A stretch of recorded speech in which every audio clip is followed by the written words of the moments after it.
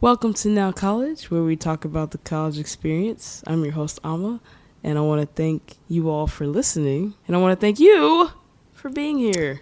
Well, thank you for having me here and asking me to share my story. Well, before we get started, if you can tell everyone your name, what you majored in, and what you do now for a living. Well, my name is Rachel Atiemo-Obeng, known as Rachel Ayo. It's my singer-songwriter name. I majored in a couple things, but I ultimately ended up being a communication major and then a psych minor. Now for a living, I am a paraprofessional for children with disabilities in the school district. I actually got my master's in behavior analysis. So I was doing, during my master's program, I was working full time in a clinic and getting my master's full time and getting my fieldwork hours, 1,500 hours, which were unpaid, by the way. But anyway, it was we're going to talk about that. It was a pretty stressful time, but yeah, it's very physically and mentally draining.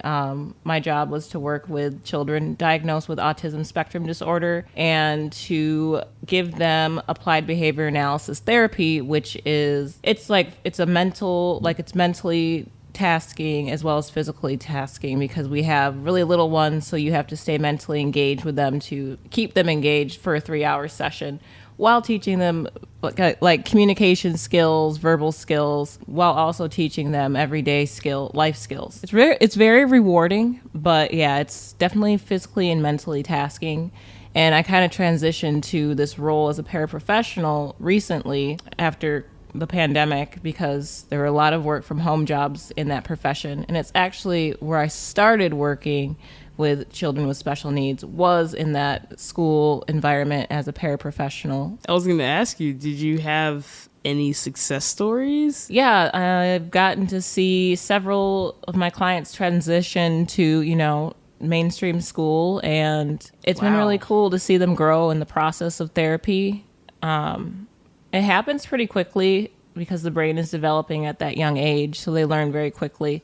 It just makes you look at your job. You're like, wow, this is so rewarding. I get to see this human, I'm helping this human to grow, to learn, and I'm helping them to better themselves in their lives because I want to have those moments. I want to see them succeed. Mm-hmm. And another thing is just seeing the parents and seeing how happy they are because a lot of the stuff that we teach, we try to translate to home.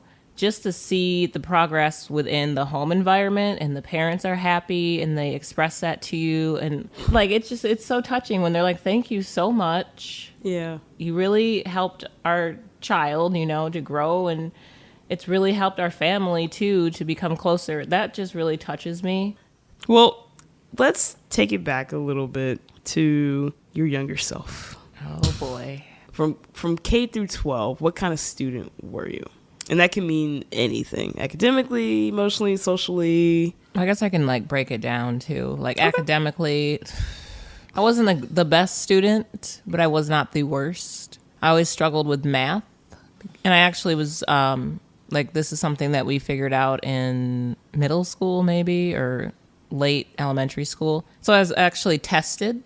And I had to do a whole bunch of assessment tests just to see if I had issues with reading and other subjects. But it was math that I had an issue with. And I was diagnosed with dyscalculia, which is dyslexia, but with numbers. So I kind of got very overwhelmed when I had to do any sort of math. Testing was always very overwhelming as well. And I guess looking at a math page, if I see a page of numbers, it kind of I can't really, it kind of triggers me a little bit, a little bit of anxiety, and it just kind of looks like a jumbled mess. It's just not something that I like to see. I remember being in math classes, in elementary school and doing the around the world game with flashcards where you had to do multiplication or subtraction or addition, whatever, just math problems. And I would freak out because it would take me longer to process it. Everyone would be watching you and they're waiting. If you get it wrong, you have to keep standing up, and it's just a lot. Take us a little further back into that. What was the moment or who or what happened where you're let's get tested? I'm not really sure, honestly. I can't really remember. I think that, well, I remember like my dad would try to help me with math, and I'd like be at the table like crying in tears like all the time because it was frustrating for me. I wasn't getting it. He was getting frustrated that I wasn't getting it. And it was just like, hours at the table just not getting it. I think it was actually, maybe it was a teacher. I'm just guessing. Maybe it was a teacher that recommended my parents like get me some help or get me tested. What grade was this? This is hard too. I'm trying to think back if it was elementary school or middle school. So somewhere between. EOG. I mean, all the documents are probably in my parents' hoarded basement somewhere. So the hoarded basement. They can be found. So what happened after you took the test? What did it change? Did your life change? Yeah, it did, because nobody likes to get told that they have a disability. And as I said, like, it was very mental for me, where I was like, I have a disability, so I'm automatically not going to get it. So I would like not apply myself as I should have in situations that were math related. Did they take you like out of the class for math? I would come into math classes even in high school, like after school or before school if I needed help. And I would kind of like my middle school math teacher, she would basically tutor me before school, before class started. And who was she? That's amazing. Her name is Mrs. Marauchuk. All right, Miss Marauchuk. You're freaking amazing. Keep it up. Yeah, so she would help me, and like she really would. I was failing her class, so she really would, help me to, know what's going on, know what like just give me extra time with what we were doing. I remember in high school there was this teacher, Mr. Baum. He would have us, I hated it, but he would have us go up to the board, and he'd give us each a problem. We have to go all lined up at the board. We'd all go up there and do our individual problem in front of the entire class. And that was like horrifying for me. I feel like he would like give me like easier ones, but then if he saw me struggling, he'd like come over and be like, all right, there, you got it. Now move the 3 up. Oh, wait, he knew? Yeah. Well, he could tell like that I had, I was struggling. Did they tell all the teachers? Would they notify each teacher? Not each teacher knew. Like, nobody really knew in high school. I think the teachers just saw that I was like failing their class, and I sucked at math. No way. So that's horrible. Because you have right it in your hand, like, hey, like I just needed a little extra help with this, right? And they didn't know. They didn't know. So what was the point of that? I don't know. Honestly, when you put it that way, it's like, what was the point? Now, the only time that I actually used those accommodations and like actually like said, hey, I have a disability, and I also have it also came out that I had a reading comprehension disability as well. So the only the only time that I used that was in college. Can you describe to me the type of environment that that you were in? Like, what was your school? So I grew up in a very non-diverse community in Michigan. There weren't a lot of black people. There weren't a lot of people in color in general. Okay. The population was mostly white. Okay. I remember there's me and there's like 2 other black girls and like 1 black guy, and all of my that's middle school. But elementary school, I was the only one. I went to a private school in elementary school, a Lutheran school. Hold on. The only one? Yeah, I was class? Literally the only black person in my class. Yes. But there was others in the school. My brother. Oh, God. And in the school, how many? In the school total, there's probably 5 of us. Wow. In the entire school. It seemed, how were the public schools? So I did go to public school in 5th grade. We actually left the parochial school. What does that mean? When I was, religious. Oh. Okay. We left there when I was in 4th grade because there was some racial issues with one of the teachers who had my brother and another black boy in his class. So my parents pulled us out, and I went to public school in 5th grade. There's a lot that went down there. That we used to have to do trust falls into the arms of this other male teacher in one of the grades I was in. He would also take your desk, open it, and if it was messy, he would take it out into the hallway and literally turn it over and dump it, like all the contents everywhere, and be like, organize it, and then go back into class. This teacher threw marbles at the kids. If they weren't listening, literally had a jar of marbles on her desk and would chuck marbles at kids. This other teacher in kindergarten, like, I could never get this out of my mind. And I know, like, I still keep in contact with the person it happened to. She picked this individual up because they wouldn't get off the merry-go-round, turned them upside down. We were all in line watching in horror. Flips him over so his feet are up and he's upside down. She has him under his arm and she's just shaking him. And all of us little kindergartners are like, ah! It's like Trunchbull. Like, what did she expect? Well, okay. Well, what about high school? Oh, I have one more thing for middle school. Oh, okay. Something kind of important. Go ahead. There was a black teacher. She was the only black teacher in the school. She, like, kind of took me under her wing as, like, her kid, Yeah. Like, she's a mother figure to me, really. She still is in my life. No We're still on way! Facebook. She'll send me nice messages. She's always very inspirational on her posts. Please keep up with her. I will. Awesome. She's like, she was a mentor to me. She gave me this article on Condoleezza Rice, and she was like, this could be you someday. She was just a supportive person in my life. And she was also black. So she understood a lot that, as a white person, you just don't get. But high school? Oh boy, here we go. Here comes the... Don't tell me high school was worse than middle school. The high school I went to was Midland High, the Midland Chemics. No. Yeah, Midland Chemics, because of Dow Chemical, Okay.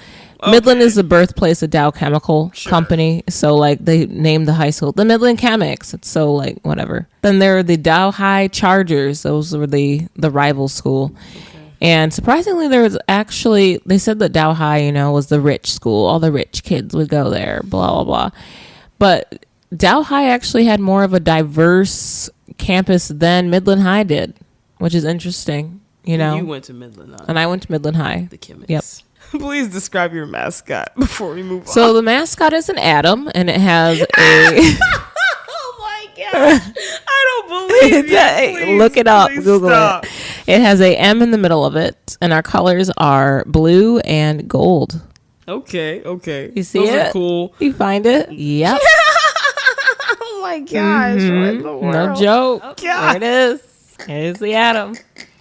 A lot of trouble always happening at Midland High because we had some kids who unfortunately were in bad circumstances growing up. So their parents were, absentee parents, and they weren't really paying attention to what they were doing with their lives. So there was a lot of kids doing drugs. There's an alleyway in the back of the school called Smoker's Alley. They'd go out there and smoke and do drugs and come back. And I was never into drugs, like, in high school. Like, it was just, I was like very involved in church. I was in the youth group. I tried to be, the model child for my parents, and, like, it was never something that I even really thought about. But I just remember seeing the kids in my grade or whatever grades come in from Smoker's Alley just, like, high off their asses. And going to my class, like, I had this girl, I remember, she was hilarious. She'd always be stoned and always had food. And would just always sit there and, like, munch away at her food. And I'm like, why do you always have food? I didn't even get it. I'm like, why are her eyes so red? That's how naive I was to a lot of that kind of stuff. Like, I was in foods class, I remember. I took all the foods classes in high school. Like, that was my thing. So it's just like, there's foods 1, 2, 3, and then gourmet. So foods 1 is just, like, simple recipes. Food 2, and, like, it increases, in difficulty. And I went all the way up to gourmet. This is elective? Yeah, it was an elective. We had a kitchen. Heard this in my life. like a home ec room, and we would make different recipes. We'd learn about nutrition, and it was just something I was very passionate about. And I went all the way up to gourmet. Like, I was ready to go to Cordon Bleu for college. They actually called me, like, finishing up my senior year. I got a call from the Cordon Bleu. They're like, "Are you interested?" And I said no. I picked another path. And to this day, I kind of like regret it a little bit. It's like, what if I did pick the gourmet route? What if I did become a chef? I could have my own restaurant. I could be on the Food Network. You never know. I was also in band. I was in choir. My freshman year, I was in just the regular choir. But then I auditioned and I got into the elite choir called the Meister Singers. Well, yeah. Walk us through that senior year of like, okay, you're getting ready. Was college on your mind? College was on my mind. It's not anything that I really wanted to do because I just was not really into... The only classes that I excelled in were writing. Mm-hmm. I was just an excellent writer. Yeah, I basically had just like artsy classes for my senior year. Did you do the SAT or the ACT? I did the ACT. Okay. I was not excited for it. It was the same day as my powder puff game against Dow High. So a huge game. So I was like in my uniform the day of the game, taking the ACT. Damn. Yeah. It's awkward for 4 hours or whatever. Yep. How long it is. Yeah. So you did that. Yep, I did that. It was I was mortified the whole time. Like, for sure. Ugh. For sure. Was this was your senior year you did ACT or the summer? It was my senior. I was in my senior year. Yeah. Okay. It was in the fall. So we're like halfway through the year. Now, I don't quite remember. Did you already apply to colleges or you had to get that result and then apply to colleges? You have to get that result and then apply. Yep. So you applied in like December-ish of your senior year? Honestly, I can't even really remember. Gotcha. Where'd you apply to? I applied to Central Michigan University. Mm-hmm. I think that was it. Didn't get in because my ACT score was terrible. And so I'm like, well, what am I going to do? So I heard of this school called North Central University, located in the heart of Minneapolis. It is a Christian college. Circled back around. And I got in there as a vocal performance major, piano minor. Oh, wow. They actually had a really solid music program, and you had the opportunity to try out for this band that travels. Okay. Like if you wanted to. And you got your own voice teacher in the program. I had my own piano instructor. Right. There were practice rooms, like beautiful music facility, like gorgeous. You did that major. And did you graduate as that major? No. Okay. Here's where the twist goes. Uh-huh. There's a lot. Take your time. I applied to North Central, got into North Central. Okay. So I applied with that major, did it for a year, discovered that school was not for me because not only was it a Christian school, it was a very fundamentalist school, like Christian fundamentalists. Gotcha. No offense to anybody who's in that denomination, but for somebody who did not grow up with that kind of background, it was very shocking for me. So what happened? Like, why did you change you graduated with communications and psych, right? Mm-hmm. So how did you get to that?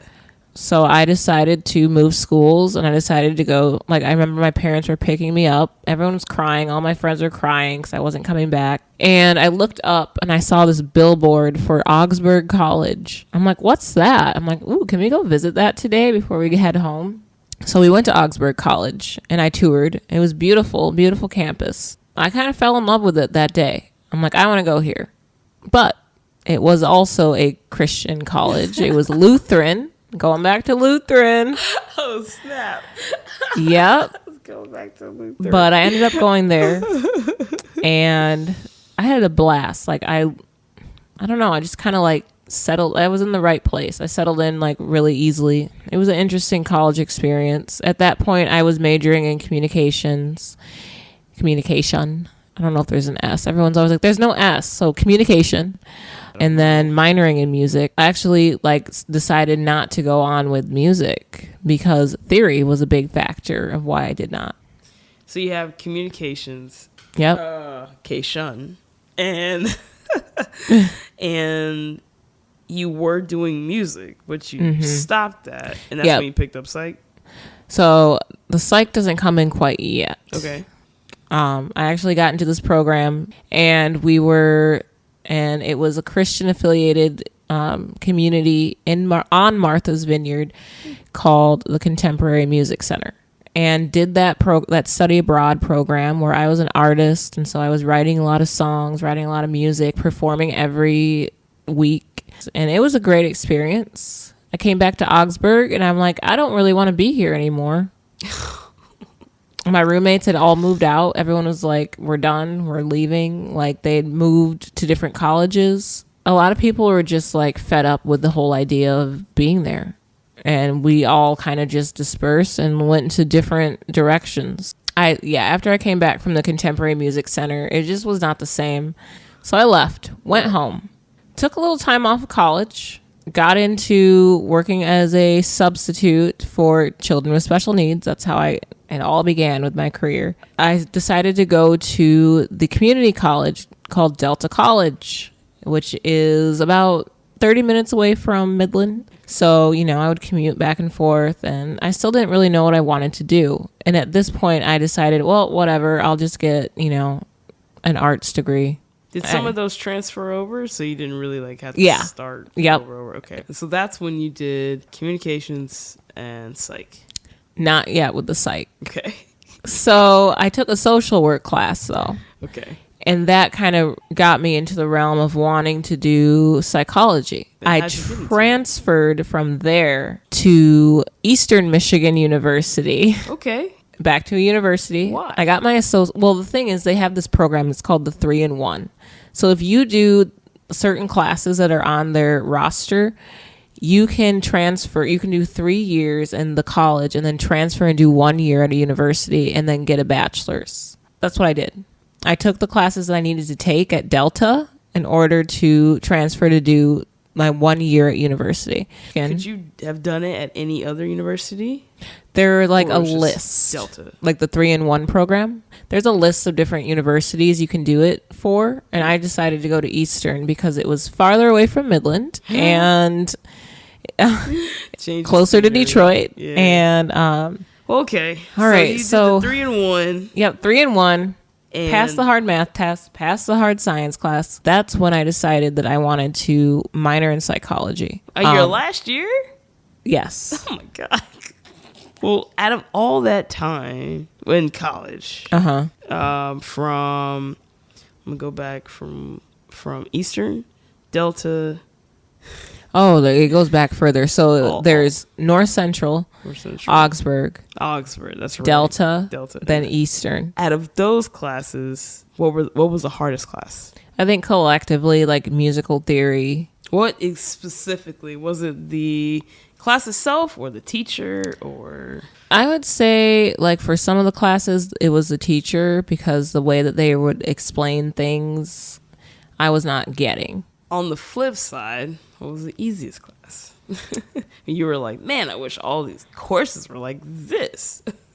I mean, I had a lot of, I was in choir, I was in voice lessons, so those were pretty easy for me because it's like singing, that's something that comes naturally to me. So having to be in, for me, being classically trained, I'm not really comfortable. It's not in my wheelhouse really to sing classically. So that was a struggle to have to do that, especially in front of a panel for your assessment every semester. Juries is what they call it.